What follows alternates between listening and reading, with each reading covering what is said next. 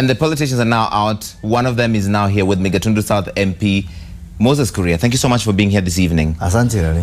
When you were in the Pangani cells, you were from different political divides. Yeah. Did you disagree constantly? No, not only did we not disagree constantly, we never disagreed at all from day one. From when we went to Pangani, we developed a rule which I proposed, and Senator Madowo supported that all for one and one for all. So I think it's a lesson also when you see Kenyans divided along political lines, and you know, us as leaders, we have no problems with each other, really, you know, and that should be a lesson to Kenyans that you do not have to fight for me, really, or to fight for Senator Madowo or for whoever. I mean, it does not make sense. But you're the one who's constantly finding the differences as tribal, political, and otherwise. So how come when you go out and you're all in the same confined space, you're all very chummy with each other? What do you mean by you? The political class or myself? I meant you specifically. No, that's an unfair suggestion, really. So I'd rather not respond to that. I'll get to that a little later, but first, what exactly did you agree? Because in that same Pangani cell, there were other members of this joint select committee that's supposed to be dialoguing on the IBC. Well, you know, we had a lot of time, first of all, to discuss about anything and everything. But when we actually did talk about the IBC issue, for example, we discovered that either our differences are very narrow, we don't have much difference on this particular issue, and or that the issues are not insurmountable. They are very much manageable. And it's a question of also mistrust within the political class. So I think if we fix the issue of trust and mutual suspicions, we can do something. And you know what worried me was that within few minutes of discussing and looking at, you know, telling each other our respective fears and our respective concerns, and the other side now also addressing those fears and concerns, we discovered that there are issues of perception, and it took such a short time. Now, all these people, not just the 6 who are in Pangani, including our 2 sisters who are in Madowo, we work within that building called Parliament Building, right. So all of us. And you know, you just wonder why, even within the informal setting of maybe, you know, in the cafeteria or something, we don't pick those discussions. So I really got some concern there about why can't we as members of parliament keep talking to each other, even if it's informally, because nobody sent us to Pangani to talk about IBC. But when we sat down to talk, we talked about it and we discovered that we don't have major differences. It means either that 2 things. One, maybe a lot of us wait for cues from our principals to talk, or maybe even to think, or we have a lot of trivia within parliament. So in parliament, instead of talking about these issues, even when our principals are not there, we keep on talking about trivialities like allowances, like quality of food and such stuff. So it's a challenge that we all got from there, that even within our informal settings, even without the signal from our principals, we need to keep on engaging on matters affecting this country. Did you have a moment to speak to the court leader, Raila Odinga? The Honorable Odinga came visiting, and when he came by, he was taken to the OCS's office, and he said that he wants to meet us, everyone. So he was asked how he wants to meet us. He said he wants to meet all of us, I mean both CORD and Jubilee. So the police officers came by and asked us, do you have any objection? And he said, absolutely not. We have been here as a team and we are doing things jointly, irrespective of you know, political divide, and we would want him to see us as such. Then they came back and said, but now we suggest that he sees the 3 of you from CORD and the 3 of you, then after that, the 3 of you from Jubilee. We said, no, we didn't ask for that. I mean, any visitor who came to see us, including James Orengo, who would come and see all of us 3 times a day with John Camino, you know, discussing, you know, the legal aspects of our cases. We said we've been meeting everyone as a team, and we do not see why we would meet Honorable Odinga and Kalonzo Musyoka and Governor Joho, who was with them, and Senator Wetangula separately. then we thought, because we were going through, the situation in the cells was really pathetic. It was bad. It was really bad. Under any circumstances, under any standards, by any standard, it was not where you put him. But you're shocked because you've never been through that. That's what ordinary Kenyans who go through the formal justice system go through. Well, in this case, yeah, you may say so. You may say so. It doesn't make it good because other Kenyans go through it. All right, let's go through what you talked with the Honorable Odinga, though. Honorable Odinga, then we insisted that he come to the cell. Of course, they wouldn't allow him into the cells. And we used an officer's phone, one of the officer's phones, and he talked to his members, to Mr. Mudama, he talked to Mr. Junet Mohammed, and he talked to Timothy Bosire. Then after talking to them, Honorable Junet talked to Governor Joho, and I said, Governor Joho asked to speak to me. He's a very close friend of mine. And we spoke. Actually, we spoke in Arabic. Aragwaj, we both speak fluently.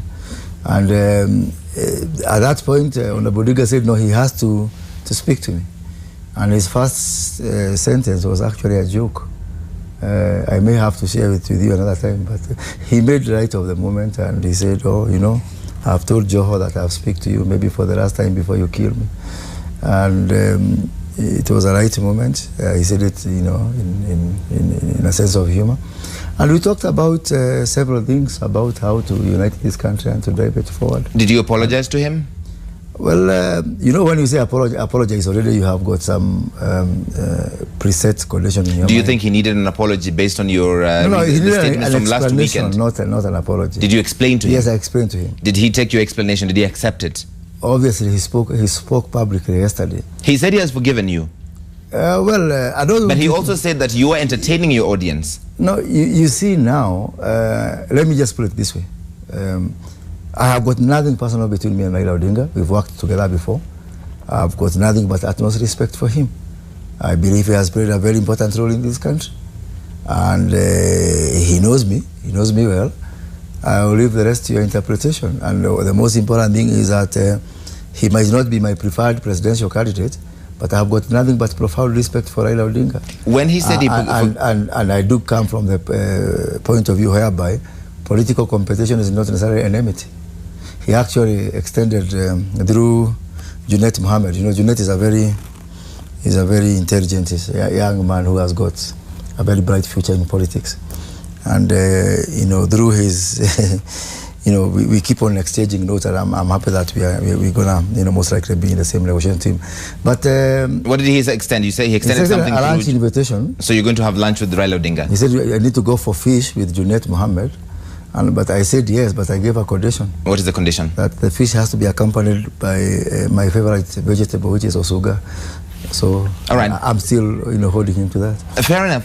In court, when you were finally released, all of you were singing triumphantly and collectively, making a mockery of the legal system. It's not a mockery of the legal system. We are celebrating the legal system.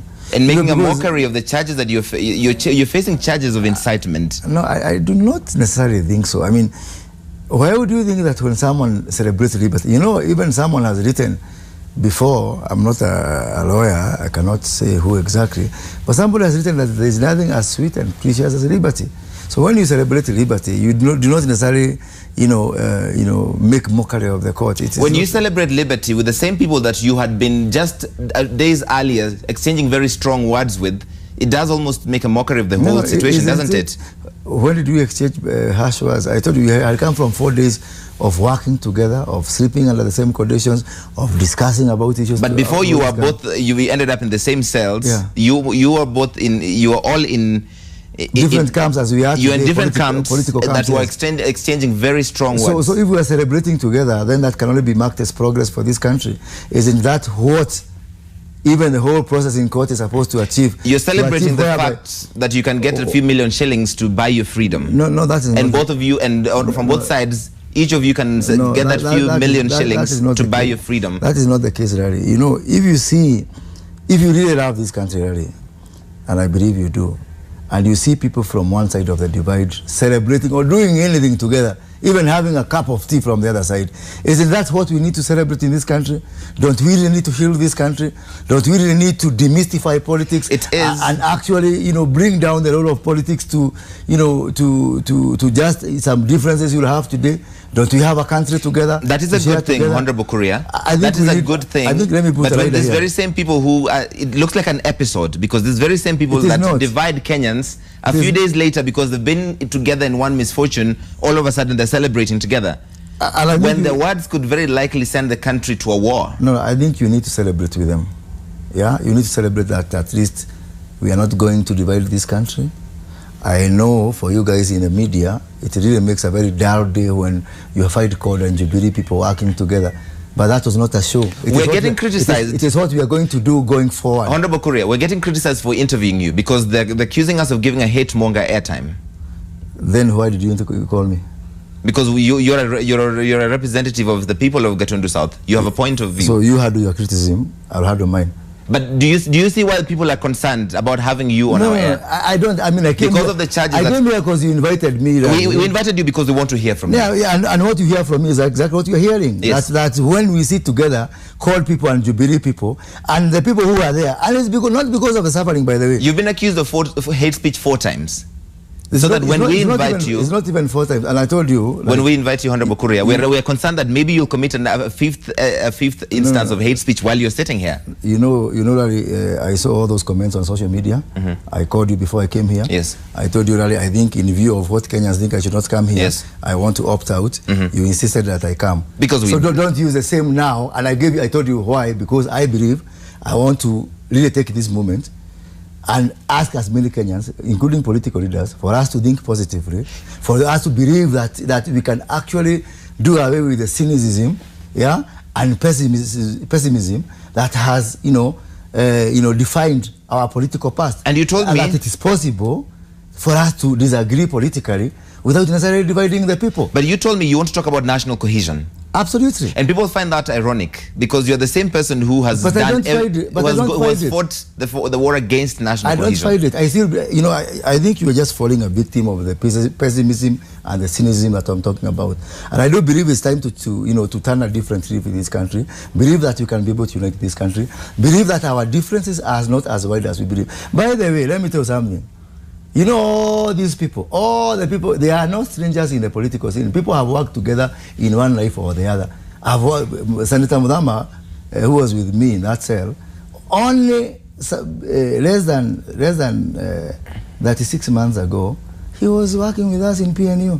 We were in the same team with the PNU Alliance. So we were the same people. So what we need to do is ask Kenyans, especially people who may not be able to discern, like yourself, that do not just be misled by what you see up there. At the end of the day, we are going to agree as politicians. But let me ask you, when we talk about even all these things of hate speech and incitement and all that, if you have any other crime within our legal system, you'll find doctors, lawyers, bankers, etc. Who are the people for the hate speech and incitement? Isn't it all politicians? Without an exception, they are all politicians, yeah? And you're at the top of that list. Yeah? You're at the top of those list of politicians with hate speech cases. You have more hate speech cases and more accusations of hate speech than any other politician. I will leave that to your judgment. I'll leave that to your judgment and pray for you that you get out of the cynicism and the pessimism. Is that the legacy you want to be remembered for? Drowning you. What I came here to tell you, and what I'm telling you now, is that it's possible to drive this country forward. It is possible to unite the people. We politicians are the ones who are the core of all these issues. And you're leading from the front. You're leading from the front in terms of trying to divide people. If you want to do a poll, you can do a poll and rank me wherever, top, bottom, middle. It will not stop me from telling you what I'm telling you. As politicians, we have decided.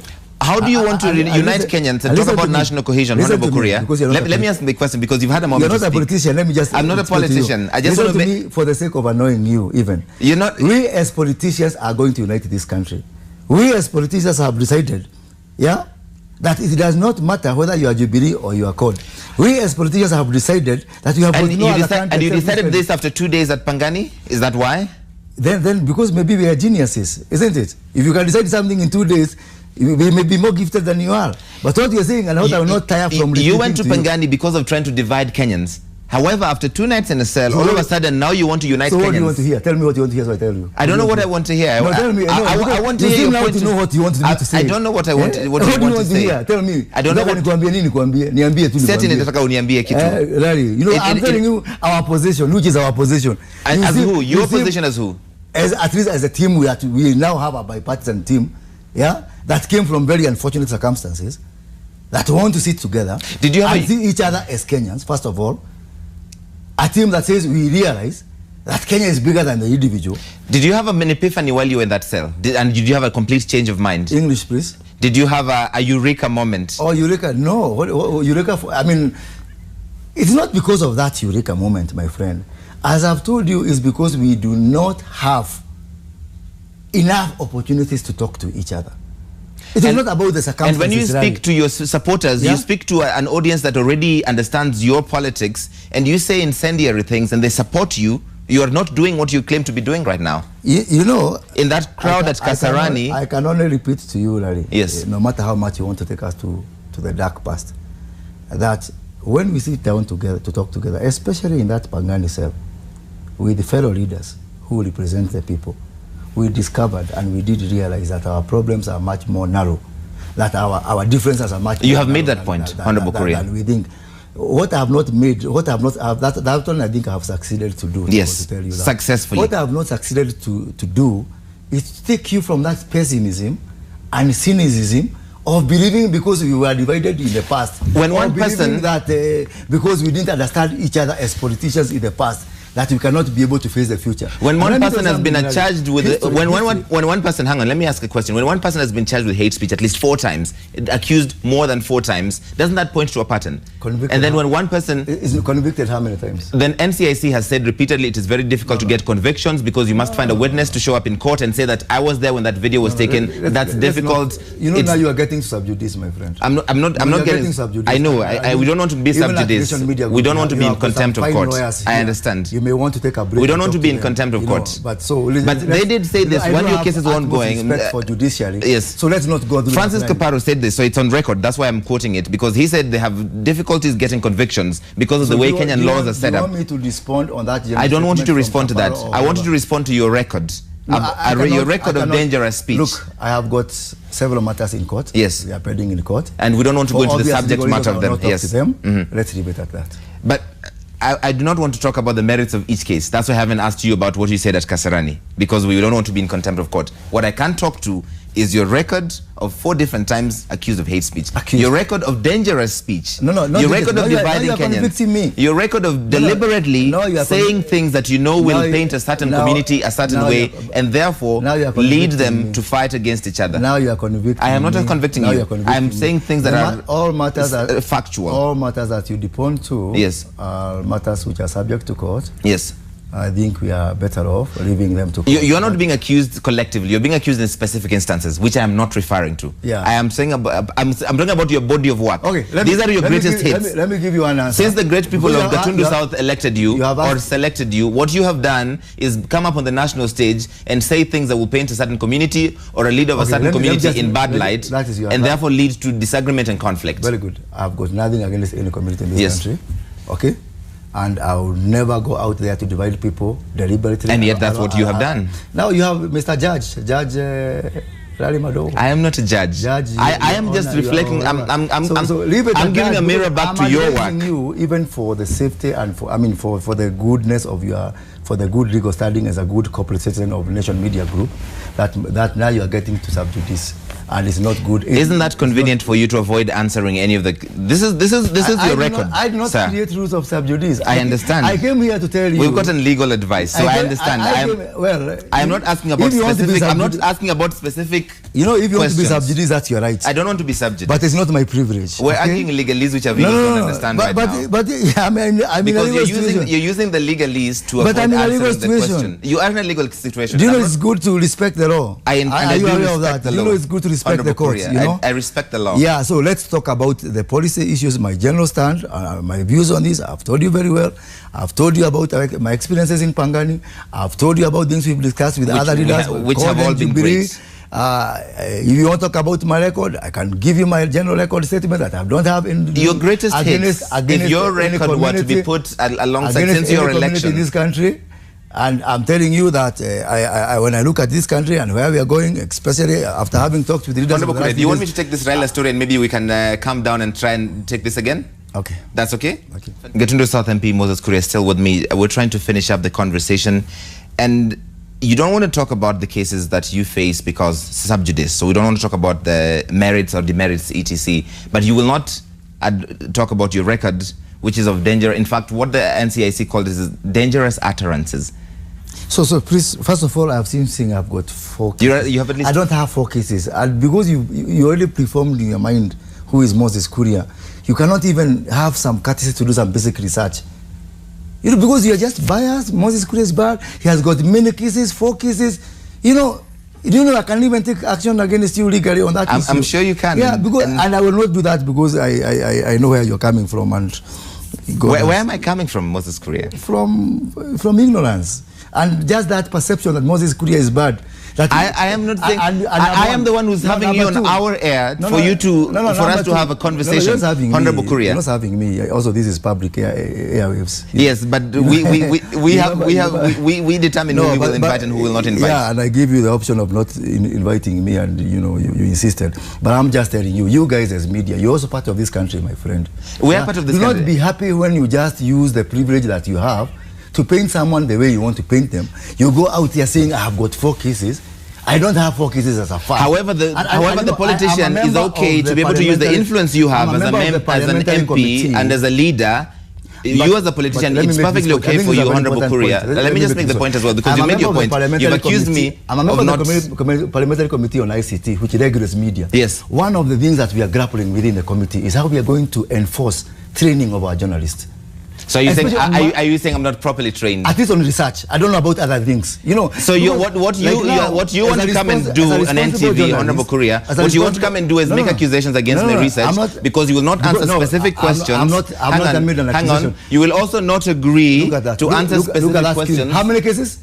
Hang on. Read there. How many cases? 4 cases. 4th hate speech judge. Hang on. It's not true. What you want to come and do is be pedantic on specific instances while refusing to answer the general question about hate speech. You know, facts are stubborn. I'm saying facts are certainly stubborn, Honorable Kuria. Because I don't have 4 cases. But why won't you apologize for all of the different instances where you've made communities? You've made communities. Don't mention matters which are in court. Which is convenient for you. Hang on. I have got 4 cases and I don't have. How many cases do you have? I have got 3 cases now. All right. So there's a big difference. I apologize. You have 3 cases, not 4. Asante.